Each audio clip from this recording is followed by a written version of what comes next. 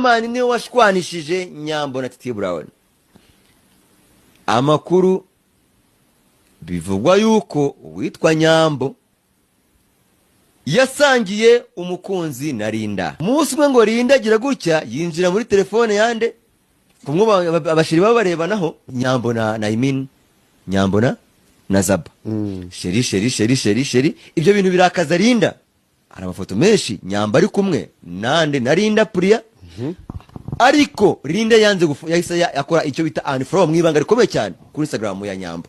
Ibyo rero iyo nkuru yangiza kugera ku muntu nyamusore witwa Titi Brown ngo arakoma ariko biza kuba gashinguro cy'umugwe yajyaga kuyaga ku bindi bimenyetso bivuga ko Nyambo yirirwa ariko kuri Chris Easy.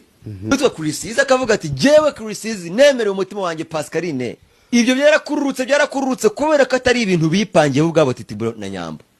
Batangiye kugira umutima mubi kugeza igihe bo ubwabo bafashe umwanzuro wo gutandukana mu ibanga. Agahenda kenda kumwegeka.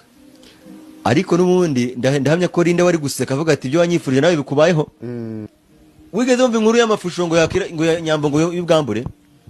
Narayumvisha. Ngo ari hanze. Ari amakuru. Bavuga yuko abantu bose bateraniye muri projet. Zirimo Nyambo. Bakusanyije amafaranga.